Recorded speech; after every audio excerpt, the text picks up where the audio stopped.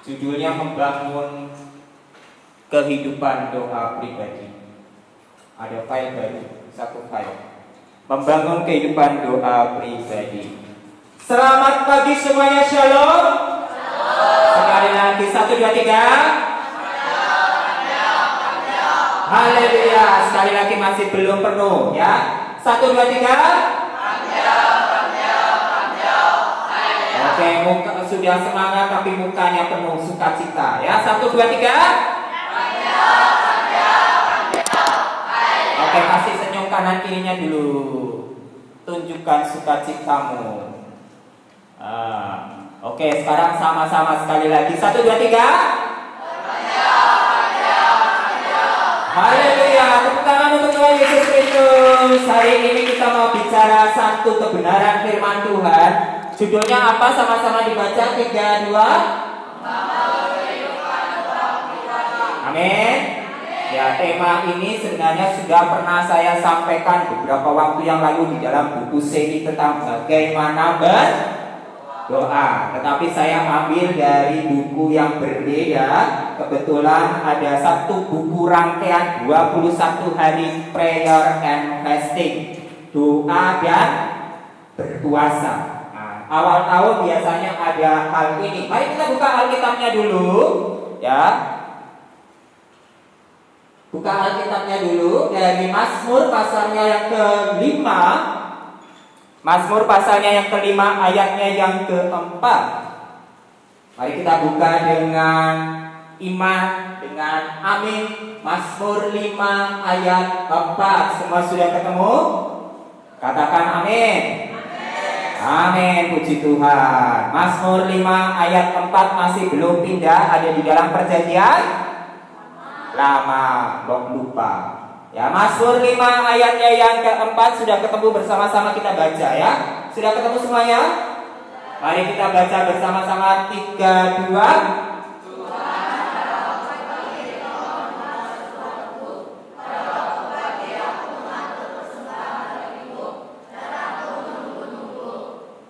Amin. Sekali lagi Mazmur 5 ayat 4, 3, 2.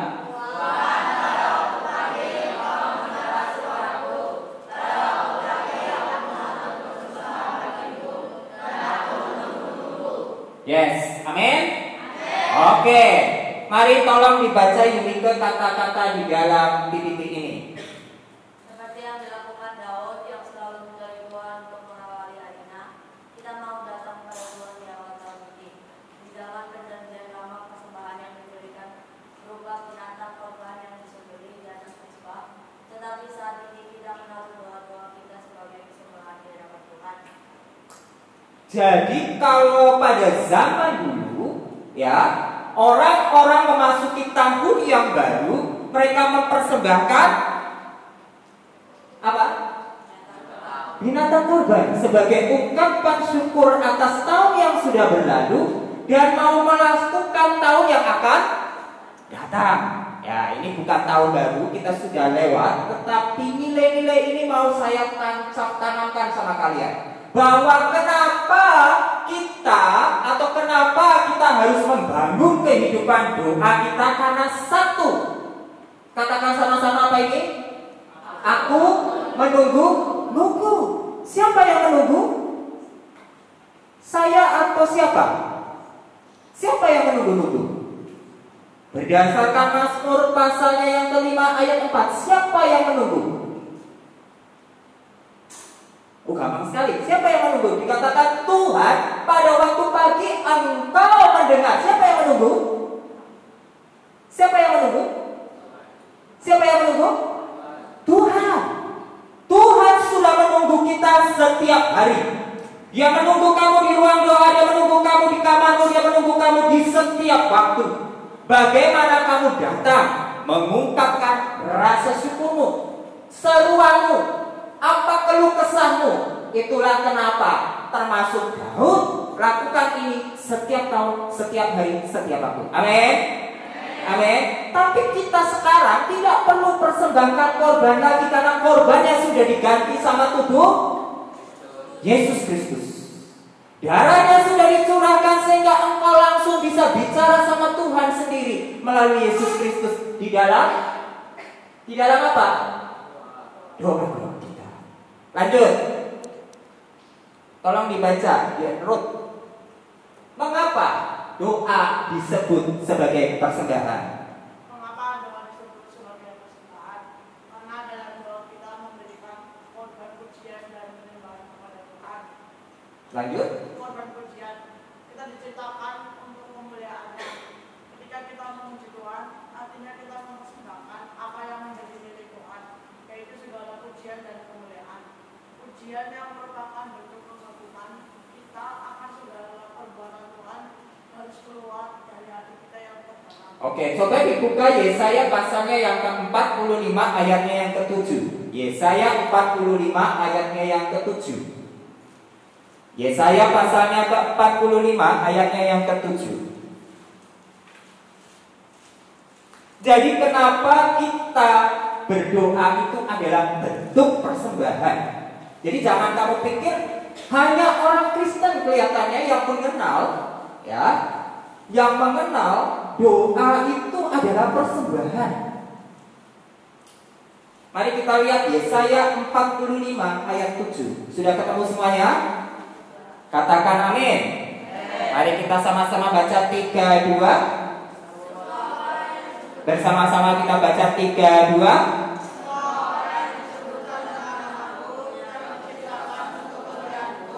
Belum semuanya. Yesaya 45 ayat 7. Sudah semua ketemu? Yesaya pasal 45 ayat 7. Belum pindah tempat itu. Sudah ketemu semua? Oh iya, 43 sorry. 43 ayat 7. 43 ayat 7. Yesaya 43. Sudah ketemu semuanya? Oke, amin. Mari kita baca sama-sama 3-2.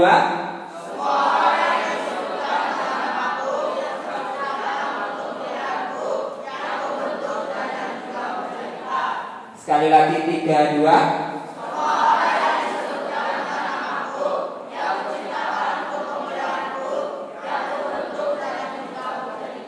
Amin.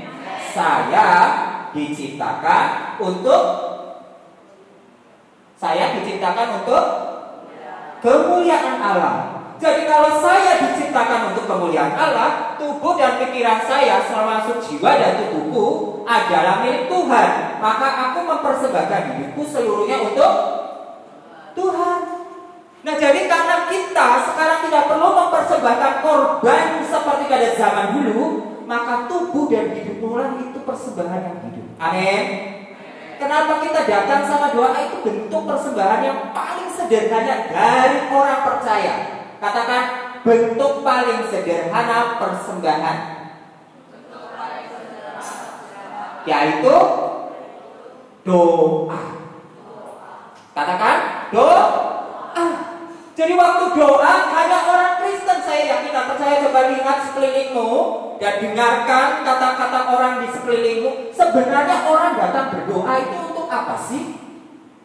Kelihatannya hanya orang Kristen yang mengerti bahwa doa adalah mempersembahkan hidup untuk Tuhan. Kebanyakan orang berdoa cuma untuk minta. Cuma minta. Karena pikiran manusia pada umumnya hanya minta.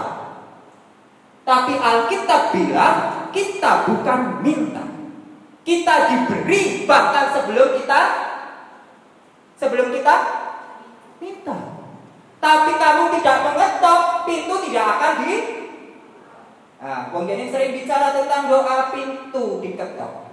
Waktu kamu datang, kamu ketok pintu, kamu disebut sebagai tamu.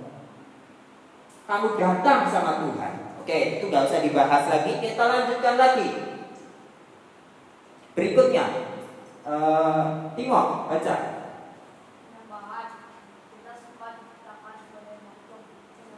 Yang keras suaranya.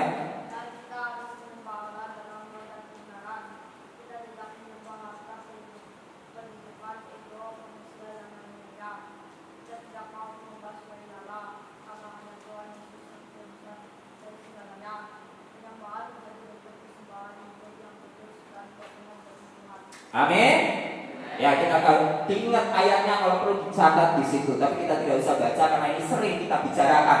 Jadi kita semua itu diciptakan sebagai makhluk yang menyembah Tuhan di dalam roh dan kebenaran. Karena roh yang ada di dalam tubuhmu berasal dari Tuhan. Amin.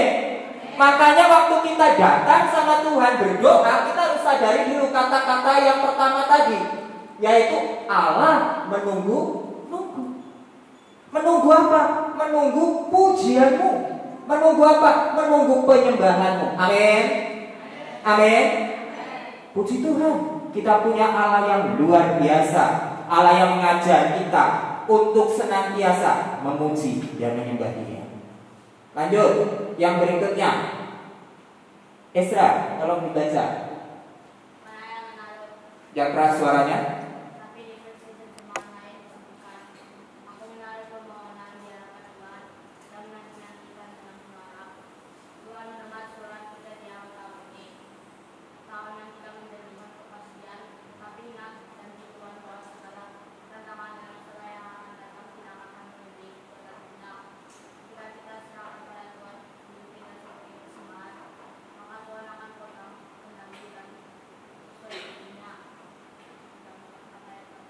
Yang keras suaranya. Amin. Kata firman Tuhan, jalan hidup orang benar adalah bunyinya. Apa bunyinya? Jalan hidup orang benar. Pernah dengar lagu itu? Itu lagu sudah lama sekali, tapi isinya sangat bermakna. Ya, jalan hidup orang benar diterangi sampai rembang tengah hari, bla bla bla dan seterusnya. Kata-kata janji firman Tuhan hari ini mengajarkan sama kamu, waktu kamu datang berdoa, apapun persoalan hidupmu diletakkan dulu. Amin. Kita itu kadang sibuk dengan setiap hari pekerjaan, bagi orang yang bekerja, sekolah, bagi orang yang sekolah, apalagi yang punya keluarga, yang punya apa-apa, semuanya pusing dengan itu sampai akhirnya beban hidupnya terlalu berat dan kamu jadi berat, jadi susah. Sekali lagi, anak Tuhan kasih senyum yang terbaik kanan dan kirinya. Kenapa kita bisa sukacita? Kita bisa kasih senyum yang terbaik? Karena waktu beban masalahmu ditaruh di hadapan Tuhan, Dia bilang jalan hidup orang benar makin lama makin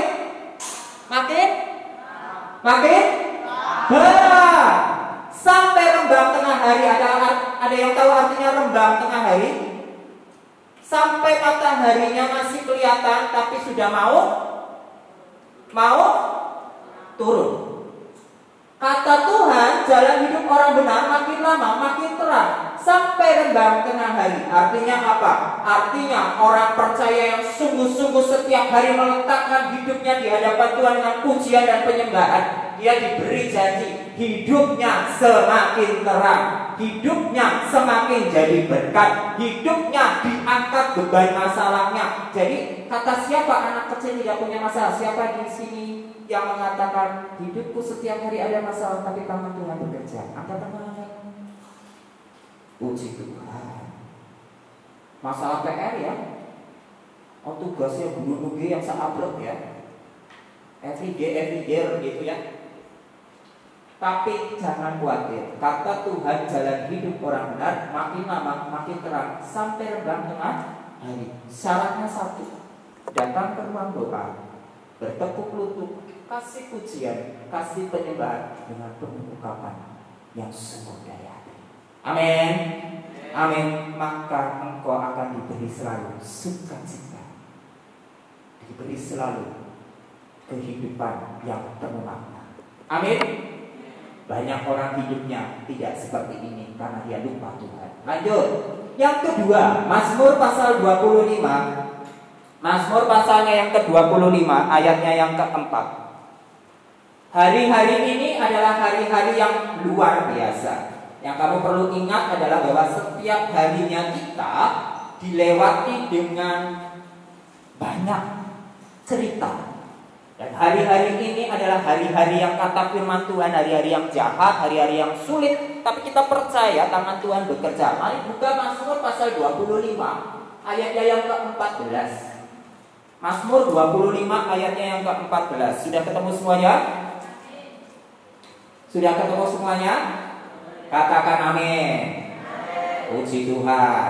Kalau sudah, mari kita baca dengan iman dan penuh. Amin. 3, 2.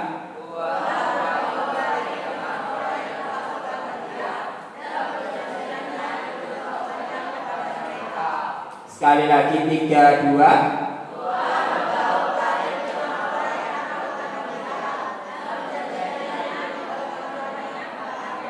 Amin. Sekali lagi kita buka kitab Wahyu pasalnya yang kedua ayatnya yang ke-14. Kitab Wahyu pasalnya yang kedua ayatnya yang ke-14.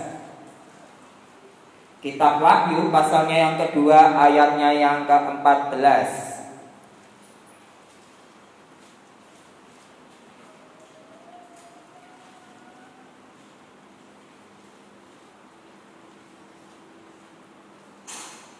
Sudah ketemu semuanya? Mari baca bersama-sama 3, 2. Sama-sama dibaca 3, 2.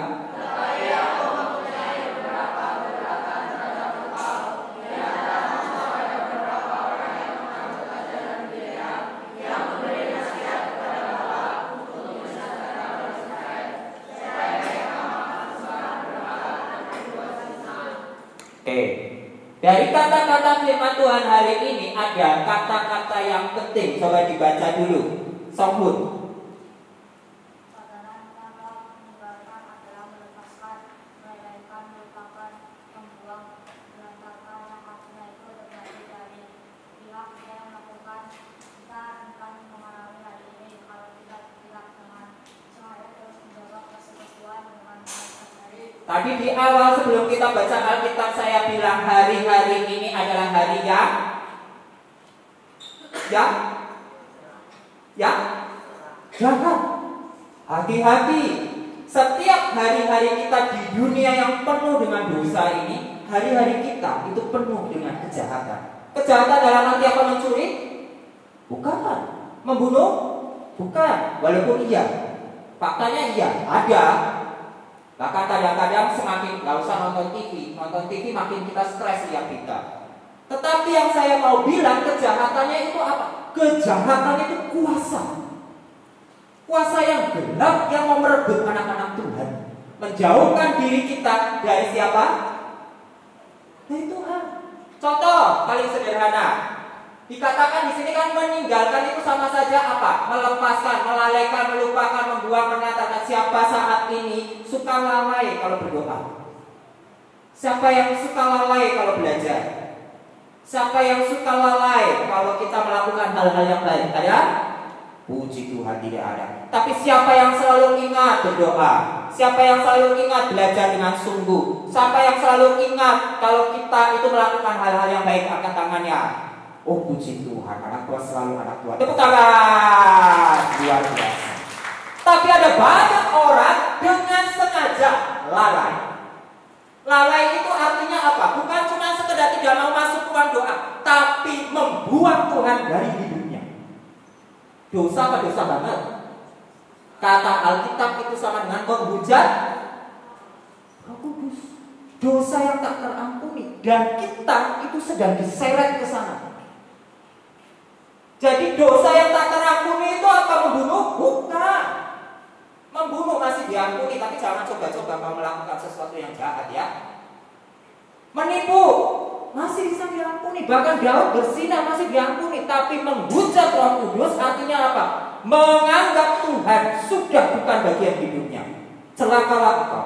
Tapi saya yakin dan percaya semua anak-anak Boas adalah anak Tuhan yang masih ingat bahwa Tuhan itu baik dan luar biasa. Amin. Tepuk tangan untuk kita semuanya. Jadi saya bilang begini ya, apa artinya melalaikan? Artinya melalaikan, meninggalkan adalah melepaskan, melalaikan, melupakan, membuang, menelantarkan Tuhan.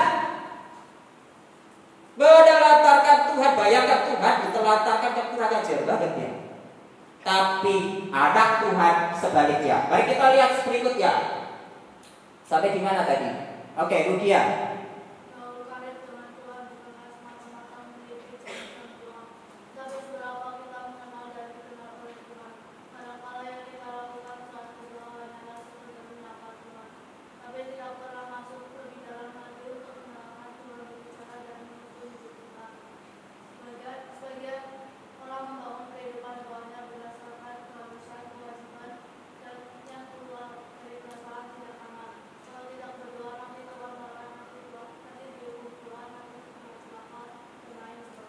Amin. Nah, ini penting nih. Masuk ruang doa karena wong jamin. Betul atau salah? Salah. Masuk berdoa karena tinggal di Boas. Betul atau salah? Salah. Masuklah ruang doa karena kau rindu sama Tuhan. Amin.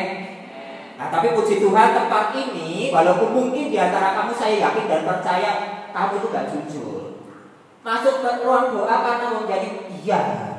Masuk ruang doa karena di Boas, iya, tetapi ini latihan supaya menjadi kebiasaan yang baik. Kalau kita nggak latih dari hari ini, mau kapan? Mau nunggu kakek-kakek 70 tahun yang bentar lagi masuk kuburan? Enggak kan? Kita latih dari hari ini supaya seperti misalnya kamu, saya kasih contoh Elis pernah jadi juara lari ya. Latihannya dari kapan? Kemarin terus besok lomba? Enggak. Butuh waktu berapa lama waktu itu? 4 tahun. 4 tahun. 4 tahun waktu yang lama apa dikit?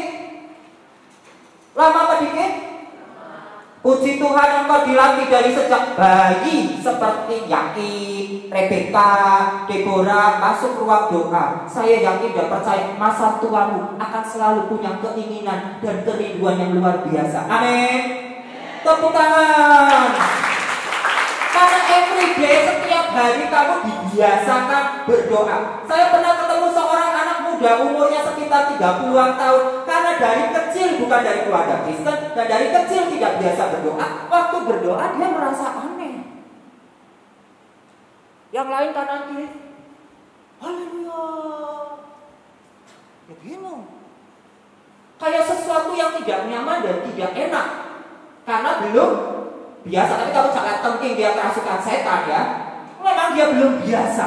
Tapi setelah hari ke sehari dibiasakan, akhirnya dia menjadi berdoa yang luar biasa. Amin. Amin. Ada orang baru bertobat di usia yang tua, mereka bisa kok dipakai oleh Tuhan. Amin. Apalagi engkau dari kecil dipakai Tuhan luar biasa. Saya yakin. Tepuk tangan. Bergaul karir. Ada satu kata lagi yang saya pikir penting ya. Kata karir ada yang pernah dengar sebelumnya? Apa artinya karir? Karir? Karir cuma dekat. Karir itu berarti bahasa Inggrisnya apa? Lebih enak pakai bahasa Inggrisnya. Bahasa Inggrisnya? Ada yang tahu? Intimate. Apa itu? Sekali lagi, apa? Intimate. Intimate itu dipakai untuk biasanya hubungan laki-laki dan perempuan sebagai suami istri. Seorang suami dan istri harus hubungannya intimate. Artinya apa? Sangat dekat dan percaya satu sama lain karena mereka adalah rekan sekerja Tuhan. Amin. Nah, berarti hubungan saya sama Tuhan yang intimate artinya apa? Saya sama Tuhan sangat dekat di dalam Yesus Kristus. Amin. Tepuk tangan untuk Tuhan Yesus. Jadi karena Tuhan Yesus mati di kayu salib, kita jadi punya hubungan yang intimate sama Allah. Dan karena kita intimate sama Allah, kita mau gak mau punya kerinduan yang besar datang sama Tuhan melalui doa. Lanjut ya, berikutnya. Tolong dibaca. Siapa? Esther.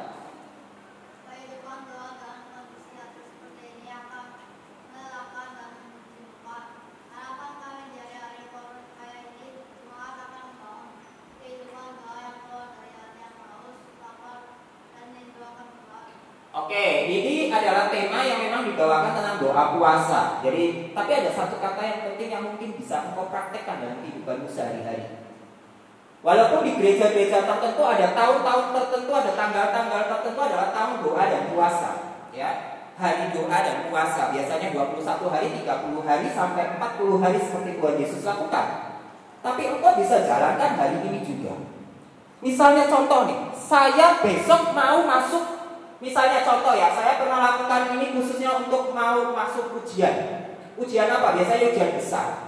Pada waktu saya mau masuk universitas, saya tuh tahu universitas ini susah masuknya. 1 tahun sebelumnya saya buka puasa. Kenapa? Karena saya merasakan betul, saya ingin tahu betul apa yang bukan sekedar ingin diterima, tapi saya ingin tahu suara Tuhan. Apakah betul tempat ini adalah tempat di mana saya mau kuliah? Seva, Yohanes, Elis dari sekarang berdoa. Betul nggak Tuhan mau tempatkan saya? Betul nggak saya bisa nggak?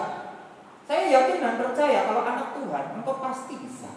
Di UGM, di UI, di mana lagi? Kalau perlu di Amerika. Kenapa kita punya cita-cita yang besar? Saya yakin dan percaya menjadi guru-guru punya cita-cita yang besar atas semua anak-anak dewasa. Hanya untuk kepentingan kerajaan surga. Amin. Amin. Loh, saya mau minta sesuatu yang besar. Hari-hari ini kemarin saya diberkati sungguh waktu menjadi sharing tentang 3 roti. Dan mungkin sudah beberapa kali disampaikan di tempat ini. Betul? Apa artinya 3 roti? Saya yakin dan percaya kalian sudah dijelaskan dengan luar biasa. Tapi dari kata-kata firman Tuhan hari ini, kenapa kita berdoa? Salah satunya adalah karena saya mau dengar suara Tuhan, bahwa saya mau dipakai Allah yang dengan luar biasa di mana saya ditempatkan. Mau di Amerika, di Korea, di Jogja, di Indonesia, dimanapun engkau berada, engkau harus dengar dulu suara Tuhan. Kan tadi dibilang hubungan yang intimate. Kalau hubunganmu intimate, maka suaramu dengar. Makanya salah satu yang saya sarankan ya, tidak diwajibkan tapi saya sarankan, kalau kamu masuk ruang doa selain bawa Alkitab, bawa apa? Buku catatan. Kenapa? Karena waktu kamu datang sama Tuhan, kan pikiran kita cuma datang berdoa dan berkata-kata. Tapi ingat, ini kan hubungan yang intimate. Masa kamu ngomong sama tembok? Tuhan, saya mau ini temboknya aja gak ngomong-ngomong gitu ya. Saya yakin dan percaya kalau kau berdoa dengan sungguh, ada suara yang luar biasa yang berkata-kata di dalam hati dan pikiran. Dan itu adalah suara Roh Kudus. Amin. Dan waktu suara ini berkata-kata entah melalui firman Tuhan, tiba-tiba waktu kamu berdoa, saya gak mau mengajak kamu, tapi ada. Saya punya pengalaman itu. Dan banyak orang punya pengalaman itu. Yang betul-betul suara Tuhan bicara ada. Tapi saya gak mau ngomong ke sana dulu. Kita mau yang sederhana aja. Waktu berdoa, siapa di sini waktu berdoa? Tuhan, saya lagi betul-betul punya. Tiba-tiba ada satu ayat firman Tuhan muncul di kepala saya. Matius pasal 6 ayat 33. Gak tahu kenapa Matius 6 ayat 33 berbunyi di dalam pikiran saya. Siapa yang pernah punya pengalaman seperti itu? Angkat tangannya. Atau mungkin Amsal pasal 1 ayat 7.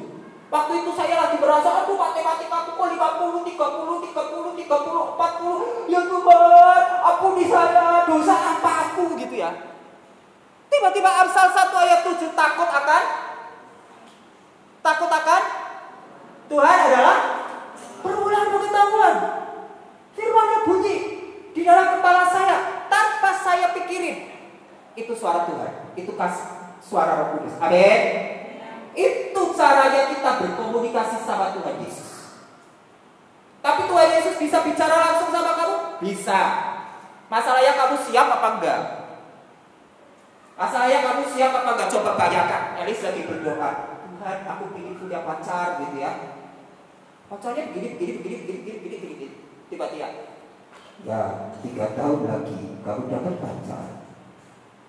Kira-kira siap dengar gak suara kayak gitu?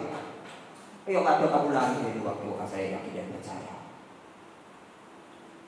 Jadi suara Tuhan bisa bicara dalam banyak bentuk. Tiba-tiba baru keluar ruang doa, ketemu jadi bicara.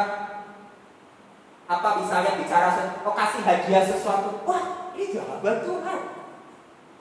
Tuhan di bisa bicara dalam banyak perkara dan dalam banyak bentuk, asal engkau sungguh-sungguh. Amin.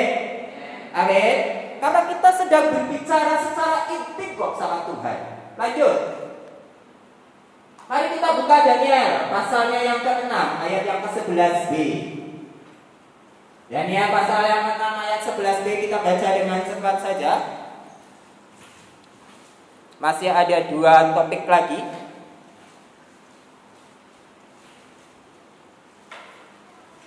Ini juga salah satu hal yang penting yang kadang kita lupakan. Dipikirnya, kamu udah doa? Udah. Kapan? Tadi. Kapan? Tadi malam sebelum saya tidur. Berapa lama? 1 detik. Sudah ketemu semuanya? Daniel pasal 6 ayat 11b. Kita mau belajar dari Daniel bagaimana kalau kita mau membangun hubungan dengan Tuhan dan membangun doa pribadi yang sungguh. Daniel pasal 6 ayatnya yang ke-11b. Sudah ketemu semuanya? Amin. Oke, mari kita baca bersama-sama 3-2. Sama-sama dibaca 3-2.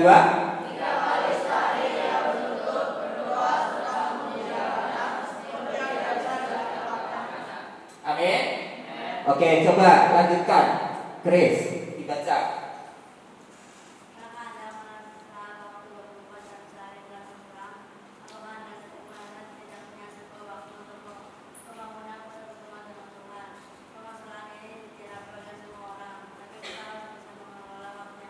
Yang jelas suaranya.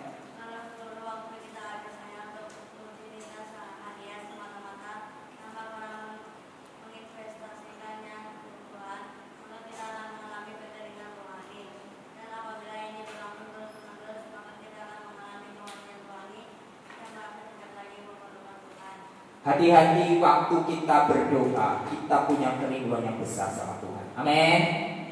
Bukan karena rutinitas.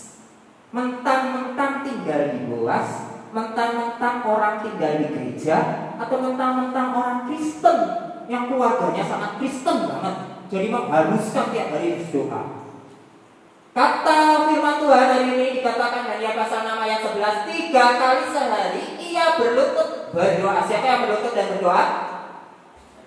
Daniel berlutut dan berdoa sampai orang sering lihat bahkan mau tangkap dia, karena dia berdoa sama Tuhan bukan sama raja. Ya, singkat cerita seperti itu. Maksudnya apa? Maksudnya Daniel menyiapkan waktu yang khusus. Menyiapkan waktu yang khusus itu bukan masalah pagi, bukan masalah siang, bukan masalah malam. Sekalipun ada bapak pendeta saya, ya dulu ada satu bapak mentor saya, ya dia usianya baru 70 tahun lebih, jadi dia mungkin punya pengalaman yang banyak. Dia bilang sama saya, kalau kamu mau doa yang sungguh, datang pagi hari. Kenapa Pak? Kenapa Om? Saya bagiannya bilang Om. Kenapa Om? Karena kalau kamu datang malam hari itu sisa waktu mau tidur. Kamu anggap Tuhan barang sisa. Jadi datang pagi hari. Ini bukan masalah doanya harus pagi, harus siang, harus malam, tapi kamu berikan waktu yang paling baik untuk Tuhan. Amin. Nah, jadi kalau di sini mungkin di Boas kamu mau pagi hari boleh. Kalau perlu jam 3 pagi. Kalau saya sering lihat siang-siang sudah tidak apa-apa. Tapi waktu itu harus waktu yang khusus. Amin. Jangan waktu yang sisa. Kalau sisa kamu seperti kasih barang bekas sama Tuhan. Ini sama saja menyepelekan Tuhan. Karena apa? Karena saya kan mau membangun hubungan yang intim sama Tuhan. Maka harus investasikan waktu setiap pagi. Komit. Hari ini setiap hari saya mau doa datang pagi hari jam 4 pagi misalnya. Saya biasa jam 4 pagi sampai jam 5 pagi. Atau saya mau datang sama Tuhan malam pun sebenarnya tidak ada masalah. Cuman pendeta saya pada waktu itu bicara. Tapi kalau hatimu tidak mau memberikan sisa, memang kamu punya waktunya cuma malam, gak apa-apa. Siapa yang bilang kita tidak diajarkan seperti agama lain? Kalau agama lain telat 1 menit dosa. Kamu pernah tahu ya ajaran agama lain? Doa itu ada waktu khusus. Dan tidak boleh sampai matahari sebelum terbit ataupun matahari sebelum terbenam atau apapun itu. Ya tanya sama yang lebih tahu. Tapi ada aturan. Mereka mereka mengerti betul artinya datang sama Tuhan. Masa orang Kristen yang mendapat kasih anugerah kadang menyepelekan itu, kadang menganggap itu barang sampah. Kalau kita betul-betul anak Tuhan, mari kita seperti Daniel. Amin. Waktunya harus khusus. Saya mau kasih waktu yang terbaik. Oke, jam 4 sampai jam 5 pagi. Kalau misalnya kalian selama ini dilatih berapa lama doanya? Berapa lama? 10 menit? Doa pribadi berapa lama? 10 menit. 10 menit. Saya pulang sekolah jam 3 misalnya. Nah, kalau pagi saya susah karena masih banyak urusan di sini. Oke, jam 3 atau jam 4. Jam 4 sampai 4:10 tek. Itu komit. Menunjukkan bahwa kamu memberikan kualitas yang terbaik. Amin. Mari lanjut. Terus Joy, baca.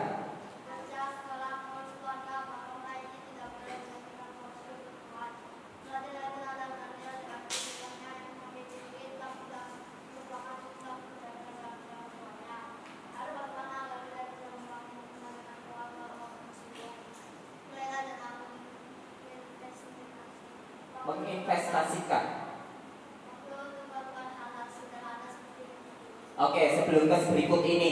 Jadi menginvestasikan artinya memberikan waktu yang terbaik. Waktu yang terbaik seperti Daniel. Daniel semakin diangkat Tuhan menjadi orang yang luar biasa, justru semakin memberikan waktu yang terbanyak dan terbaik untuk Tuhan. Amin. Bukan gini, ada orang pikirannya waktu dia masih sederhana, masih banyak waktu. Wah, bertekuk lutut, berikan saya pekerjaan, berikan saya ini uang yang banyak, bla bla bla bla bla bla bla bla bla bla. Doanya banyak, kalau perlu mungkin serentengan doa begitu ya, dicatetin banyak banget gitu ya. Tapi waktu sudah diberikan semua berkat, dia lupa Tuhan. Betul apa salah? Betul apa salah? Oh, masa betul? Betul apa salah? Salah dong. Waktu dia nggak punya pekerjaan, waktu dia hidup, waktu dia masih banyak, dia datang sekali sama Tuhan. Tapi waktu sudah diberikan pekerjaan, kesibukan, dia lupa. Aduh, capek. Salah satu alasan yang paling membuat orang susah berdoa adalah banyak alasan. Kamu udah doa? Belum. Kenapa? Aduh, pulangnya aja jam 7 malam. Kamu udah doa? Belum. Aku aja tadi belum makan kok. Alasannya banyak banget. Kenapa kita semakin banyak alasan? Justru karena kita semakin hatinya tidak lagi intim sama Tuhan. Lanjut. Bagaimana kita membiasakan? Mari kita sama-sama baca 3, 2, 1. Membiasakan berdoa saat bangun dan menjelang tidur. Tuhan Yesus, terima kasih untuk berkat-Mu hari ini. Saya diberi mimpi yang baik, saya diberi istirahat. Amin. Itu cukup. Ungkapan syukur bangun pagi kalau gak ada waktu. Nanti mau tidur, doa, Tuhan saya mau tidur, berikan ketenangan, jauhkan segala roh jahat. Amin. Tutup tidur. Biasakan itu. Siapa yang sudah biasakan itu? Biasakan. Tapi selain itu, yang kedua, sama-sama dibaca.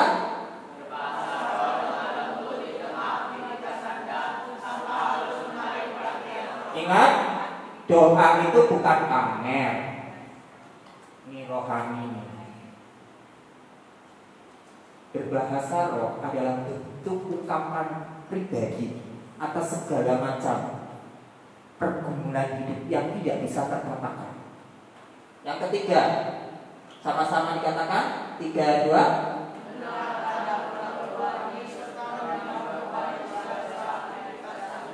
Lanjut, yang keempat. Yang kelima.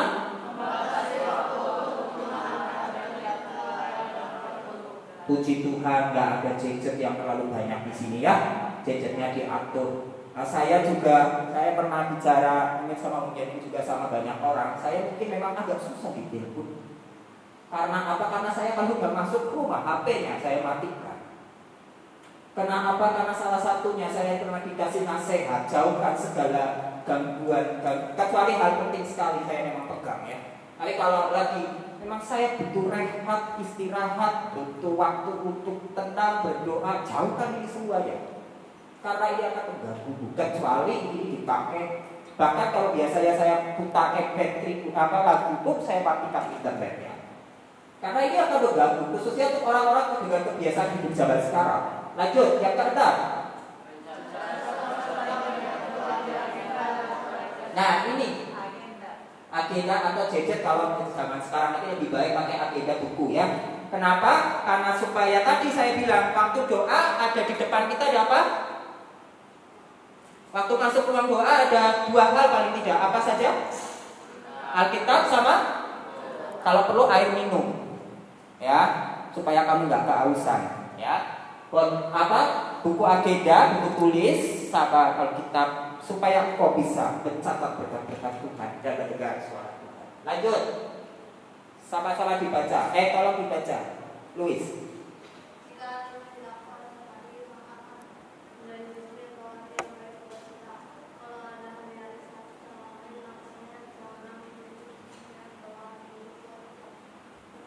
Yang keras suaranya.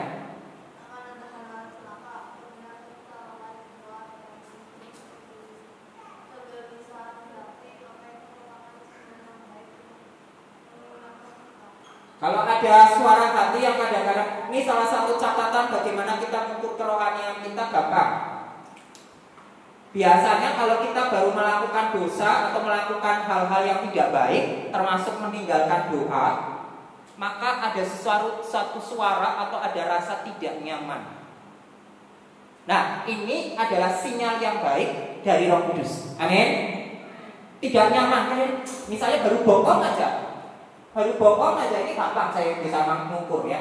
Kalau bohong itu kalau nggak biasa berbohong terus kemudian dia bohong, rasanya itu nggak nyaman. Kayaknya, aduh, aku bohong. Aku bilang aja ini ya. Ada yang pernah perasaan seperti itu? Gak doa, aduh, aku belum doa. Tapi kalau aku doa sekarang, gak ada waktu. Tapi gimana ya? Hah? Ini dari Tuhan ini. Tapi kalau ini dibiarin, mati nih. Suara Tuhannya mati nih, bisa mati. Lama-lama jadi kebiasaan yang buruk. Celaka itu. Langsung, lanjut ya, agak cepat aja. Mazmur pasalnya ke-119 ayatnya yang ke-16. Ayo buka ayat kitab ya. Mazmur pasal 119 ayat 16. Sama-sama dibaca.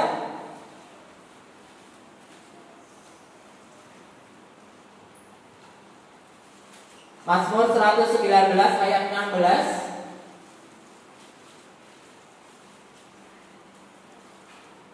Doa, firman, dan penyembahan itu tiga hal yang gak bisa dipisah. Sudah ketemu? Mari dibaca sama-sama 3, 2.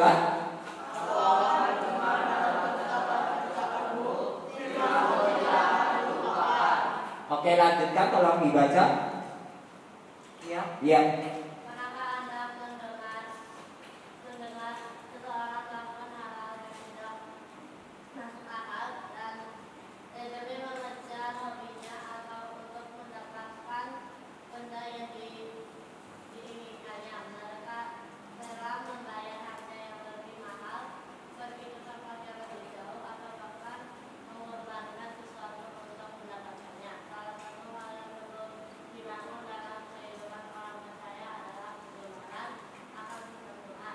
Oke, lanjut. Ayo, siapa? Ishak. Oh, Ishak susah. Joshua. Banyak para Kristen yang merasa cukup mendengarkan khotbah tapi tidak pernah membaca dan merenungkan firman Tuhan secara pribadi melalui khotbah yang disampaikan di ibadah. Tuhan berbicara untuk banyak orang, sekalipun Tuhan tetap ada orang yang mendapat rema secara pribadi waktu mendengarnya. Tetapi ada hal-hal spesifik yang Tuhan mau kerjakan dalam hidup kita melalui firman-Nya. Apa yang sedang terjadi hari-hari ini, baik gejolak ekonomi, perang antar negara, wabah sakit penyakit, serta bencana alam dapat membuat iman sebagai orang menjadi goyah. Jika kita tidak membangun kerohanian kita di atas dasar kebenaran firman Tuhan, maka kita akan mudah termakan oleh tipu daya iblis. Oke, lanjut. Jadi message. Kita akan diintimidasi dengan ketakutan, kecemasan, dan kegelisahan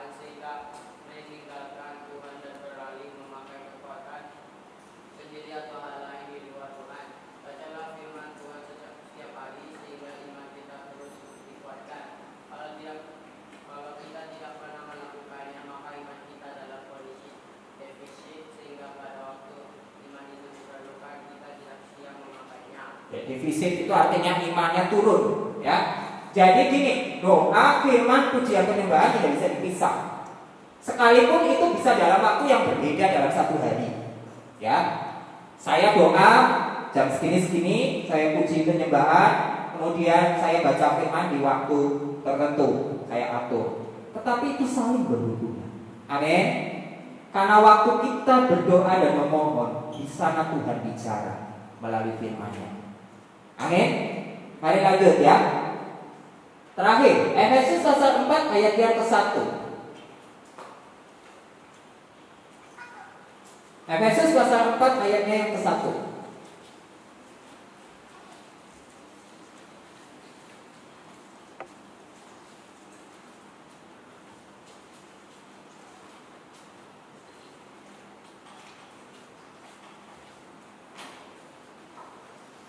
Sudah ketemu semuanya? Sudah ketemu semuanya? Katakan amin. Sudah? Oke, mari baca sama-sama 3, 2.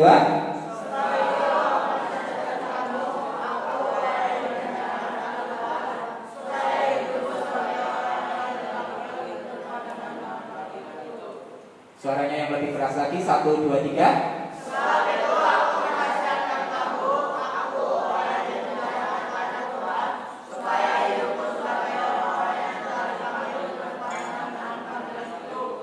Amin. Oke, terus lanjut. Siapa tadi? Siapa tadi baca? Daniel apa salah? Ya, Daniel. Ayo. Tidak pengertian, sikap apatis atau penolakan terhadap panggilan Tuhan atas setiap orang percaya membuat banyak orang tidak menjaga hidupnya sesuai kebenaran firman Tuhan. Kita ambil contoh dari beberapa tokoh kita seperti Simpson dan atau Yusuf. Semenjak masih belia, baik Simpson maupun Yusuf menyadari bahwa ada rencana Tuhan atas hidup mereka. Simpson dengan kekuatan fisik yang besar dan sanggup menjadi hakim atas bangsa Israel yang pada waktu itu tidak memiliki penjaga. Oke, lanjut. Seva. Rasul Paulus menasihati kita agar hidup berpegangan dengan panggilan Tuhan, sama seperti seorang wartawan yang mau menjadi juara. Maka ia harus menjaga pola makan, jadwal latihannya, tentang pola hidup yang baik, agar mampu meraih hasil yang diharapkan. Panggilan Tuhan bukan semata-mata berbicara mengenai pelayanan, tapi minimal setiap orang percaya dipanggil menjadi terang dan garam di dunia. Hidup kita harus berdampak minimal bagi orang terdekat teman kita. Oke, lanjut. Kalian? Kita bisa membawa orang lain pada Kristus jika masih menyimpan kebencian pada orang lain, suka mengucapkan hal-hal yang negatif dan hidup dalam terindah kekudusan. Saat menjalani puasa kita belajar menekan keinginan daging dan memperbarui manusia roh kita. Karena itu kan bukan hanya berhasil menyelesaikan waktu puasa kita hari ke hari, tapi hidup untuk mengetahui rencana Tuhan. Oke, ada satu koreksi. Kita tidak bisa membawa orang lain pada Kristus jika masih menyimpan kebencian pada orang lain, suka mengucapkan hal-hal yang negatif dan hidup dalam ketidakkudusan. Tapi saat menjalani hidup puasa kita itu artinya puasa termasuk mengekang diri dari segala dosa. Kita belajar menekan keinginan daging dan memperbarui manusia roh kita, karena itu targetkan bukan hanya berhasil menyelesaikan waktu, tetapi juga hidup untuk menggenapi rencana Tuhan. Amin. Oke, hari ini saya bukan mengajari doa puasa sebenarnya, tetapi kata-kata firman ini menjadi berkat dalam hidup saya mengawali tahun ini. Jadi kalau kita, sekali lagi saya mau review ya, dan aplikasi. Ini yang saya lakukan dan kerjakan pada saat menjalani doa puasa 21 hari. Pertama, coba ucapkan kata Anda dengan kata saya. Bersediakah saya? Sekali lagi, bersediakah saya? Kita sudah cari Tuhan, tapi mau nggak lebih lagi mencari Tuhan? Caranya gimana? Tulis. Prakteknya apa? Dari saat ini biasakan tulis. Tulis itu artinya apa? Menunjukkan engkau komit. Komit bahwa kamu memang sungguh-sungguh serius dengan doamu, bukan asal-asalan. Puji Tuhan engkau sudah dilatih tiap awal tahun kalau tidak salah tulis pokok doa. Betul? Siapa yang sampai hari ini setiap pokok doa itu tidak dianggap cuma sekedar tugas, tapi setiap hari didoakan? Angkat tangan. Puji Tuhan. Yang kedua, mari saya 32.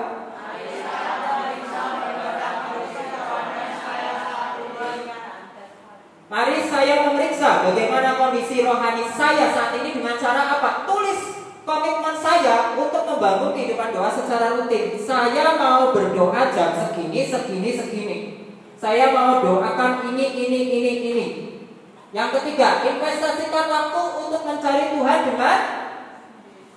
dengan sengaja. Artinya ada waktu yang khusus. Tulis komitmen saya untuk membuang rasa malas. Jadi kadang-kadang buku agenda itu penting sekali untuk menyadari saya itu punya kelemahan apa yang membuat saya tidak mau berdoa. Contoh, saya malas karena saya itu suka mainan A, mainan B di jam-jam itu. Saya mau komit untuk apa? Singkirkan itu penghalang. Kalau nggak ditulis kenapa memang? Manusia itu pelupa.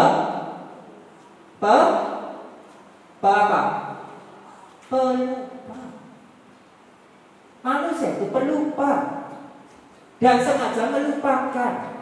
Lanjut. Jadikan membaca Alkitab sebagai bukan sekedar tugas tapi kegemaran saya. Maka tulis. Kalau betul-betul engkau gemar firman Tuhan, engkau tulis janji rema firman Tuhan. Makanya kita biasakan setiap hari waktu renungan ngapain? Buku renungan yang baru itu bagus apa enggak? Bagus apa jelek? Jujur, bagus apa jelek? Enggak ada ceritanya. Beneran bagus itu? Enggak ada ceritanya ya. Buku renungan yang kemarin ada ceritanya bla bla bla bla bla. Kadang suka dibaca itu yang kelas-kelas ini. Senang banget kalau suruh baca buku malah baca buku. Bagus ya? Bagusnya karena apa? Salah satunya apa? Tulis janji Tuhan tiap hari. Jadi kita gak cuma sekedar baca renungan saja, tapi tulis janji. Dan terakhir, masih adakah dosa yang tersembunyi yang saya lakukan? Bersediakah saya melepaskan? Bagaimana saya tahu saya berdosa? Wong manusia ini penipu. Apa jawabannya? Tulis komitmen saya untuk dapat menghendaki rencana Tuhan. Contoh, ada janji firman Tuhan, jangan marah-marah. Tulis hari ini. Hari ini saya sadar, saya ternyata tukang marah hari ini. Karena apa? Hari kemarin sama hari ini katanya ternyata saya masih suka marah-marah.